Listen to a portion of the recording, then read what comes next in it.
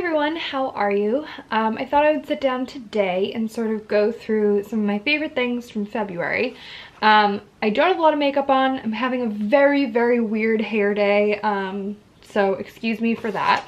But I had a bit of free time, so I thought that I would kind of go through my February favorites from this month, but also kind of touch upon the January favorites that I had on my list that I wrote but didn't film a video for. So let's jump right into it. My first item on my list, I mentioned actually in my last video. It was my vlog that I put up on from Valentine's Day, is the Lower Your Expectations podcast. So this podcast is done by a YouTuber from the UK called Marcus Butler.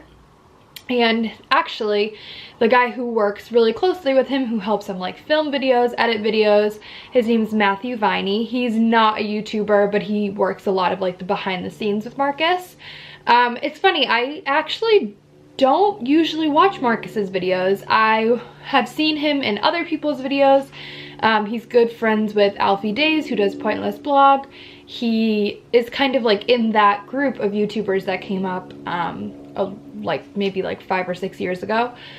But anyways, I had noticed that he did a podcast. I really like listening to podcasts, especially when I drive, and it's really great. It's kind of them just sort of like shooting the shit on like their podcast. They're good friends, so conversation does come very easily. They talk about YouTube, they talk about sort of random things, but honestly, there's a lot of episodes. There's over 50. They just started their second season of it, but I've kind of gone back and started from the beginning. So I think today I'm on episode 4, and I listen to it when I drive to work, when I drive to school.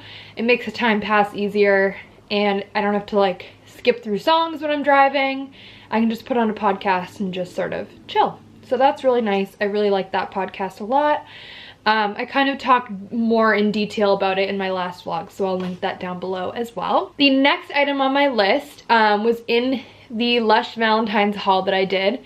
I have such a weird piece of this. I talk about it a little bit in that video too. This is the Tunnel of Love soap that LUSH came out with for Valentine's Day. It has lost its like tunnel-esque look to it. This honestly is just such a bad visual. I'm so sorry, but it does smell really nice. It has rose in it, but it also has more of like an orange citrus scent to it as well that I really like. But one of my favorite things about this soap is the fact that it has cocoa butter in it. It's very moisturizing, but it also has a clay base to it too, which adds more of like a softening cleanse. I don't know, I really like it. It smells kind of like pink starbursts, which is really lovely and really nice. It smells great, but the feel of it is my favorite part of it. So that was a really great find for February. Also going along the theme of that, this is the Kiss lip scrub that we came out with for Valentine's Day. I also talk about this in my LUSH Valentine's haul. I love this lip scrub. It tastes so good. It tastes like a donut, but also like salty. I don't know how to explain it very well, but basically the LUSH lip scrubs usually have a base of castor sugar to them. This one has castor sugar and sea salt, so it's kind of extra scrubby, but it also has cocoa butter in it and almond oil, so it's scrubby but also really moisturizing for your lips, which is fantastic. And it has more of it has mandarin oil in it. It doesn't taste citrusy. It really tastes very sweet. I love that one. It's really great. Those two items, unfortunately, are probably sold out because the Valentine's campaign or whatever is over for LUSH, but there might still be some online. I'll link them down below just in case you can check them out and grab them. And if they're still in your local LUSH, the soap might still be in stores. I want to say the lip scrub isn't, but I don't know. You can go check out your local LUSH. The next two things on my list are actually TV shows. The first one is This Is Us, and oh my god, I love this show so much. And it's been around for a while. Like, this is the second season of it, but it is so good. Like, all of the feels. If you've seen this show, you know, like, you'll cry, you'll laugh, you'll feel sorry for someone, you'll feel sad, you'll be happy, and this is all within one episode. Like, it is wild. But anyways, yeah, so Liz and I have usually been saving the show to watch together. So I think we watched most of the first season together, and then the second season's been going on now, and we kind of caught up over winter break when we were both home from school, and then recently we caught up the last like few episodes, like a couple weekends ago. That weekend we watched maybe like 2 episodes, but it was the most I've ever cried watching something. It's sort of like, why do you do this to yourself watching the show? But it's so good. Like, the character development, the acting, the storyline, it's fantastic. And if you don't know what it's about, I'm not going to give anything away. I won't give the biggest part away of it. But basically, the first episode is fantastic. First of all, it's like one of the best first episodes of a TV show ever. But it's kind of follows this family life, but it also has like flashbacks and sort of like present day as well. I'm not going to give anything away, but definitely watch the first episode if you haven't already. It's fantastic. I know in the US, all of the episodes are on Hulu, so if you have Hulu, that's the place to watch. Otherwise, I really don't know where you can watch, because I think for on demand for the cable that I have, you have to pay for it. So I don't know, maybe it's on Netflix in other countries, I've got no clue. The next show that I've been loving is Vanderpump Rules. It's on Bravo. It's a reality TV show. Sort of like a guilty pleasure, I guess. Like, does reality TV have to be a guilty pleasure? I don't know, but I freaking love it. So good. I watched last season. I'm watching this season, and I'm actually doing a really good job of like keeping up with it every week. Like, I watched it last night. It's on Monday nights, so I do find it kind of easy to be like, I have the whole week to watch it sort of thing. Which I guess it is with most TV shows, but somehow being on a Monday is really helpful for me. It's so good. It's so drama, and I just like that it's been around for a long time. I haven't watched the old seasons, but like the characters, or the people, they're actually real people obviously, but they all know each other really well. Oh, I don't know. It's just so good. Basically, it's like they all work at like this restaurant, but like, do they really have a lot of chefs there? Who knows? But they work there, and it's sort of like their lives, their friends. They're all like older though. They're all like, I want to say late 20s, mid 30s, some are like late 30s. So it's just so good. I love it. The next product actually that I've been loving is something that's actually pretty new to me. If you watched one of my videos, I actually dropped this on the floor and smashed it, which is just so great. But it's actually a powder. It's a finishing powder. It's the MAC Mineralized Skin Finish Natural in the shade Medium Plus. I got like matched for color when Liz and I were in New York. How freaking depressing is this? Look at what I did.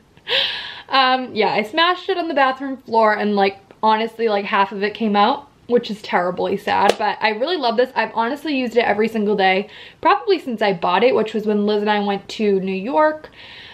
Which was over, it was like mid-January. I love this. The shade matches really well with my skin, and I'll use, usually my makeup is only consisting of like a CC cream. I use the IT Cosmetics Your Skin But Better CC cream, and I like that, but I don't know. I need something that like makes it last the whole day, because it really doesn't. It's not a full coverage sort of like foundation, or obviously it's just a CC cream, but to kind of set it and to make it last a little bit longer, but also make it not have that like slippy, like liquidy, greasy feel to it, I use the powder. I absolutely love it. You can wear it on its own too. I've done that before. It was just like a moisturizer and then the powder. So I love that. I would highly recommend trying that. I actually got the like recommendation from watching, I think Lily Pebbles uses it too, but I was watching the Anna edit. Anna Newton, I talk about her all the time. She uses that, and I was like, oh, I'll give it a try. I tried it at the counter in, I think it was like the Macy's in Herald Square in New York, and they hooked me up and matched me with the shade, and then I got it. The rest is history. I really like it though. The next thing on my list is actually Lily Pebbles. I feel like I've talked about her before, but basically she's a YouTuber in the UK. I'm obsessed with her channel lately. She does more lifestyle beauty, some vlogs. She's actually writing a book, or she came out with writing a book already, but it's coming out next month. I've already pre-ordered it. It's called The F Word, and it's kind of a book about female friendship and the different types of friendships and how to, I guess, how to like maintain friendships and her experience with them. And I'm really excited for that. But I love her. She's really good friends with Anna Newton, who I was just talking about and I'm always talking about. But yeah, she also does the podcast that I mentioned in my last vlog as well, called At Home With. Her and Anna both do that together. Really waiting for the second season of that. I love that podcast. But yeah, Lily's great, and I've just kind of recently like gotten like really into her videos. She's somebody who, when her videos come out, I'm like, oh yes, can't wait to watch this. Like, I'm really excited about it. So highly recommend checking out her channel. She also has a blog as well. She posts like regularly on both, but I'll link both of those in the description box so you guys can check them out. Only 3 more items left. One of the last items on my list is, it looks so gross, but I've used it, it's well loved. It's also another Lush Valentine's item, is the Cherryish body scrub. I'm sorry, this one looks like really gross and kind of old, but I have been using it. It smells so good. It smells like an almond cherry like cookie. It's amazing. I love it. But basically it's a body scrub that has sea salt in it. It has ground cherry stones in it too. I find that the scrub part of it is my favorite part. I don't think it's very moisturizing. It's supposed to be more of a scrub and not like a body butter. I think it has remover butter in it. Definitely has almond oil. You can smell that immediately. But I just love the gritty scrub that's in there. I usually will use something more so like the sandstone soap or something like that, but I'm absolutely obsessed with that scrub. It is actually staying year-round at Lush as well, so it's not leaving for Valentine's. It should be online, it should be in your stores. I will link that down in the description box as well. So one of the last items on my list, I feel like I might have mentioned the last favorites that I did. I don't remember. This is the 1000 Kisses Deep perfume from Lush. Now this is an exclusive kind of extended range one. All of the ones with the white labels that will be coming in stores actually next week, which is crazy. Lush is coming out with tons of new perfume. I'm so excited about it. Those will all have a white label to them.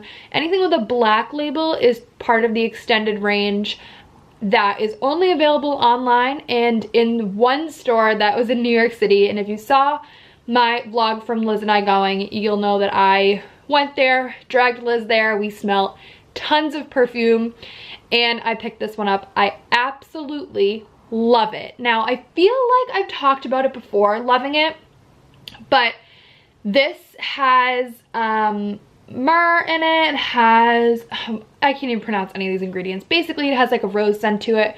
It's a little bit sweet, it's a little bit floral. I am really obsessed with that. I find that I have to like put a lot of it on though, but it stays with me and it's just delicious. I'm obsessed. The last item on my list, I actually have to get going to an appointment, so I'm gonna try to cut this short. I also picked up when Liz and I were in New York, is the Dreamtime Temple Balm from Lush. I literally rub this on my temples almost every night to go to sleep. It's so relaxing. It's lavender and sandalwood. I believe it has some rosemary in it as well. I've used a decent amount of it so far, and I don't think you can get this online. I think you can get it in the Lush in the UK, but you can get it at the Herald Square, or no, not at the Herald Square store. This I picked up actually at the LUSH Spa when we were there. The Lexington Ave shop in New York City is where I got this one. But I love Temple Balms. I want to see more Temple Balms from Lush. I know that you can get this in a couple of gifts, maybe just one actually, that's exclusive in the gifts. that we keep year round at Lush, but it's like one of the big ones. So I don't know, if you want to buy that, check it out. I absolutely love it. I can smell it already. It smells so good. I'm gonna wrap up the video here. So thank you for watching. I really like these favorites. I've definitely been using them a lot throughout the last couple of months, and I'm glad that I got to share them with you. So if you like this video, do give it a thumbs up. Don't forget to subscribe down below as well to see more videos that I'll be coming out with soon. And I'll see you guys in my next video. Thanks for watching. Bye.